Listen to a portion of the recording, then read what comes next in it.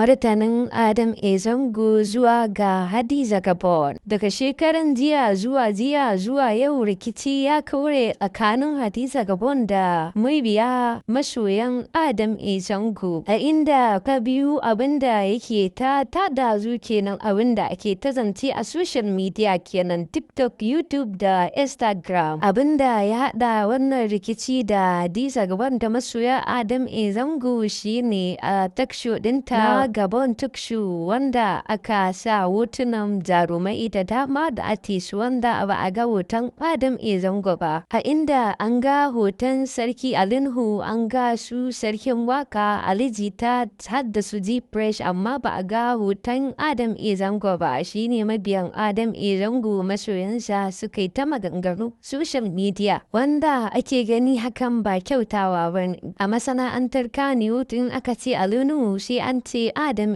zango, amma kuma ba a sa hoton Adam zango ba. Me hakan yake nufi? A inda mutane suka fito suka yi ta magana, wannan ya shari wannan ya magana, a inda hakan ne ya tada hazo. Wasu ma suna gani an sa hoton fresh amma Adam zango a sashi ba. Me hakan yake nufi? Wanda mutane suke cewa a masana'antar Kannywood Adam zango yana daga cikin wanda suka ba da gudunmawa matuƙa sosai. Abinda ya fito dai daga bangaren hadiza gaboon, abinda ta rubutu a Instagram ɗinta, abinda ta rubuta shine tana gani in mutum ya gida yana da damar ya yi fentin da ya ga dama. Wannan shi ma haka 'yan midiya sun zo sun ta maganganu a kai, suna gani hakan ba kyautawa ba ne. Tunda aka sa hoton Sa'adunhu Alijita, ya kamata a sa hoton Adam zango. Wannan ne farkon shigowanka wannan gida mai suna Arewa Listing, ka yaure ka danna mana subscribe, sannan ka danna alamar kararrawa don samun sakonninmu da zarar mun dora, sannan kai mana lakin da comment don kara mana karfin gwiwa don kawo muku abubuwan da suka fi wa'annan. Kar mu cika ku da surutu, bari mu dora muku martanin Adam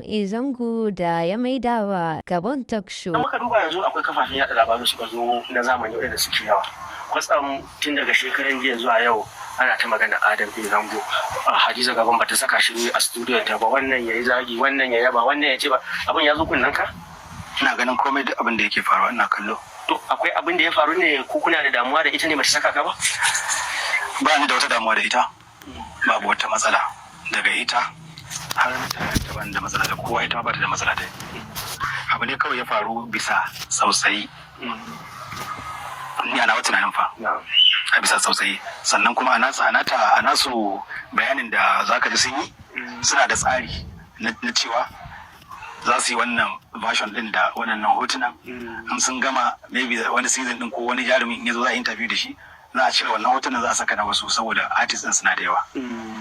Wannan shine abin da suka ce ya faru. To amma kuskuren kawai anan, ko in ce ba kuskure bane, ra'ayinta ne, kamar yadda ake faɗa, gaskiya ne ra'ayinta ne. In ta ce ba ta sa hoton kowa, bai ce mata dole sai kin sa. In ta ce za ta sa hoton wani da wani, ra'ayinta ne. Ta yi ba masu kallo ne suke magana ba, so kaga tana da ra'ayinta, su ma yan kallo suna da ra'ayinsu. Idan ta ce ga ra'ayinta ne, yan kallo za su yi design, okay to tun ra'ayinki ne, mun kuma bai mana ba, bari mu hakuri da ki. In ta tsaya ra'ayinta, su ma suna da nasu ra'ayin. So amma idan aka ce bisa kuskure ne, ba niyya aka yi dan a ci mutunci na ba, ko a kaskantar da ni ko wani abu, ba abin ta da jijiyan wuya ba ne. Kawai abin da ni na ji daɗi shine kishin da masoyana suka nuna. Kishin da masoyana suka nuna shine abin da ya min daɗi, ba wai dan irin abubuwan da ake faɗa mata ba. Saboda ban rabona da ganin irin wannan, ko in ce ma ni ban taɓa ganin ma a media dai irin wannan soyayyan tun da nake a masana'antar nan ba. Saboda ni mafarkawa ne kawai naga duniya ta hargitse saboda wannan abin. So abin ya bani, yayi min daɗi, na ji daɗi, an ƙara min karfin gwiwan cewa in ci gaba da abin da nake, wanda ni already na fara tattara kayana.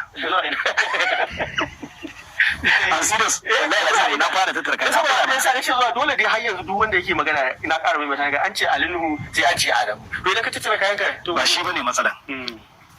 Ba shi bane matsalan. Dan an ce Alinhu za ce Adamu. Shi Adamun fa mutum ne ko? Yana da zuciya, yana da lafiya, yana da hankali da komai. Shi din iya kiran nan da ake kawai abin da yake gani kenan, wani hali yake ciki. ba wanda ya sani. Ni kadai san halin da nake ciki, kuma shekara da shekaru na yi iya bakin kokari na wajen ganin na fahimtar da mutane halin da nake ciki a cikin masana'antar Kannywood, da irin matsalolin da nake ciki, da irin kiyayyen da ake yi min, da irin cin mutunci da zagi a bayyana. Kowa ba sai na ba karya zan ba ma ballanta na mutane sai ba gaskiya bane a bayyana ga sunan. Kawai in kaje ko yanzu kaje kai sacin za ka yi ganin mutanen da suka kira sunana da uwata suka zage ni, waɗanda suka kaskantar da suka bai da ni ba kowa ba.